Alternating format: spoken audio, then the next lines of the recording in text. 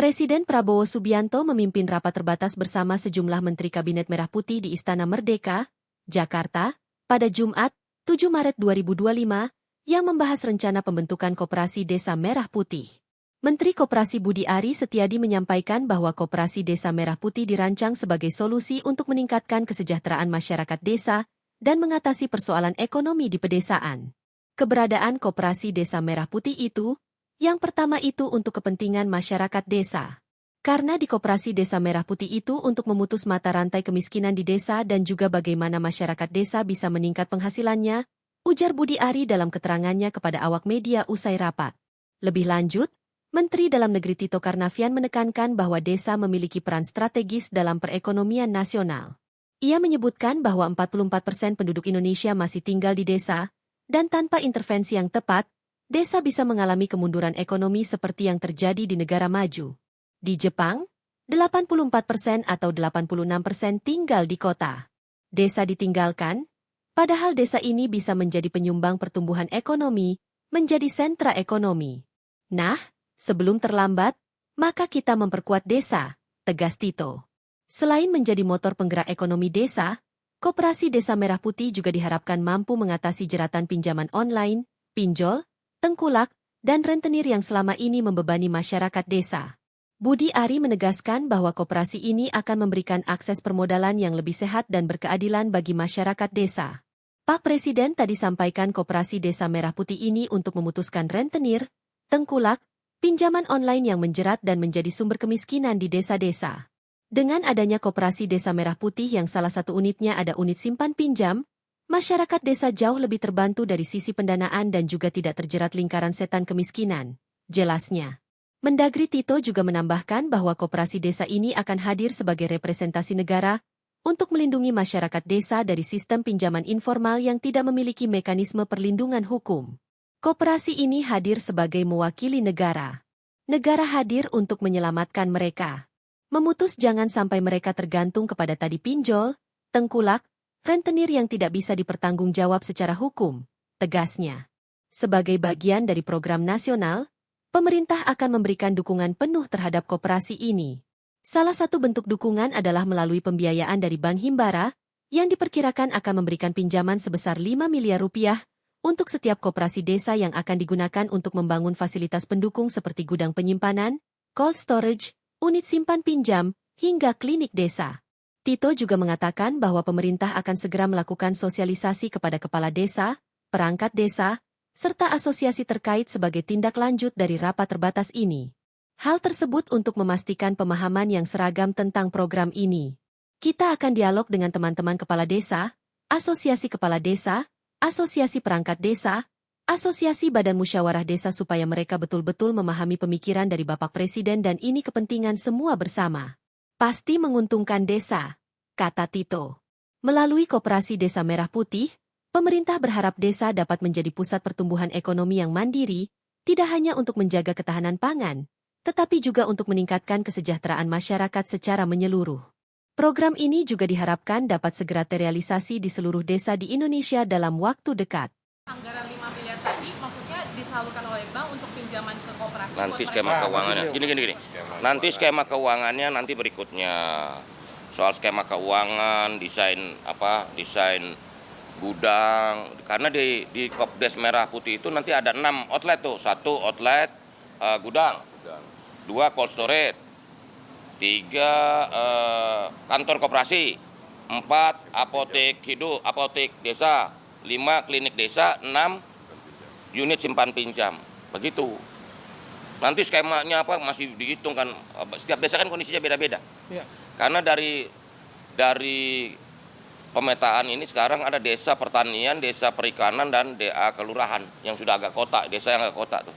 Maksudnya udah suasana udah kota tapi statusnya masih desa. Nah, 85% desa itu pertanian, sedangkan 15% itu agro maritim lah begitu. Gitu. Tapi Himbara bakal ngasih pinjaman ke koperasi, Pak? Jadi gini, inilah bentuk dari kepedulian negara untuk membantu. Ini kan financing, bukan dikasih loh, dipinjamkan, ya kan? Dengan skema-skema yang nanti kita diskusikan lebih lanjut dengan pihak-pihak perbankan. Anggarannya 5 miliar, Pak? Sampai saat ini dihitung dan mungkin sekitar segitu. Sekitar segitu. 5 miliar untuk semua koperasi, Satu koperasi. satu koperasi. Jadi kamu dari mana sih? Belum praktek Mas Pak. Oke, pertanyaannya boleh juga. Nah, jadi begini, 5 miliar itu ada komponennya, ada bangun gudangnya, ada bangun cold storage-nya, ada bangun gerai-nya, terus ada truk. Paling nggak ada 2 truk. Bengkel. Truk dan bengkel. Jadi truk itu setiap desa punya 2 truk.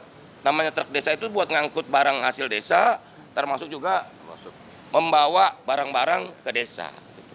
Ya, Berarti satu koperasi ya Pak? satu koperasi 5 miliar. Ya. Himbaranya siapa aja Pak? Ya namanya himbara ya sebut aja. Kamu kan lebih tahu dari saya himbara itu siapa aja, ya? Oke, makasih ya udah ya.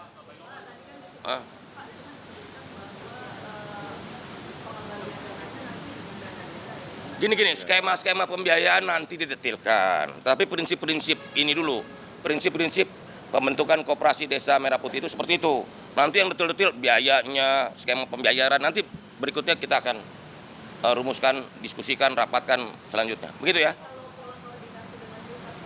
Kan tadi sudah disampaikan oleh Pak Tito, nanti Kementerian Koperasi, Kementerian Dalam Negeri, Kementerian Desa, ya, Kementerian Pertanian.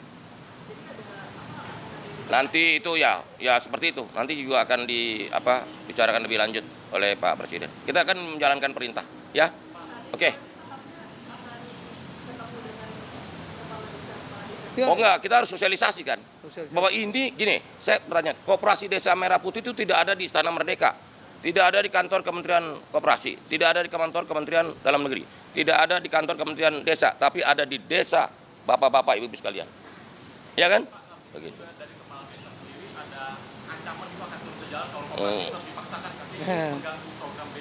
Gini, Pak Mendagri yang jawab nih. Ini. Ya. Udah dibahas tadi. Jadi memang nanti kita akan melakukan diskusi. Ya. Saya sangat sering dialog dengan teman-teman asosiasi kepala desa. Ya, entah Abdesi, Papdesi, dan lain-lain, termasuk Bamusdes, Badan Musyawarah Desa, perangkat desa.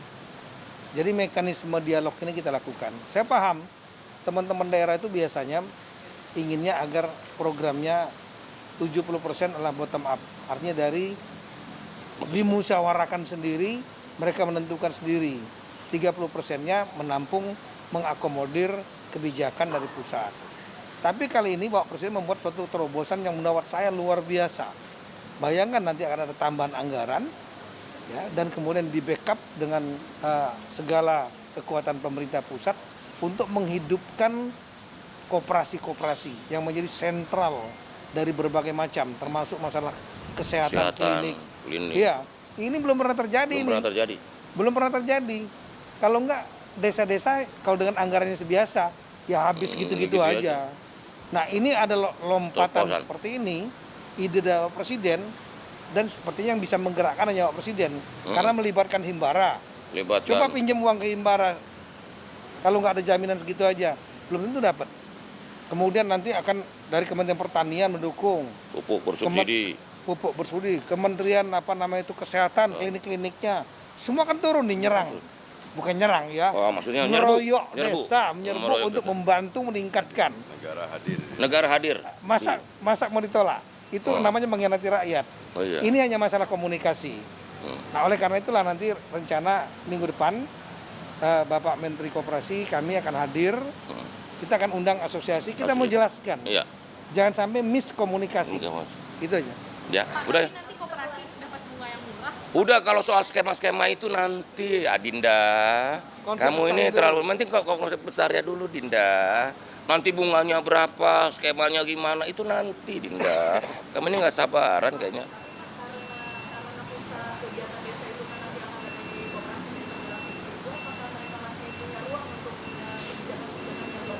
Gini loh, di desa itu punya 2 asas. 1 asas rekognisi, 2 subsidiaritas. Itu tetap bahwa pengakuan atas desa dan bahwa desa punya kearifan lokal masing-masing desa pasti dong.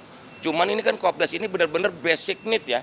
Kebutuhan dasar warga negara. Kesehatan, makanan, sembako gitu loh.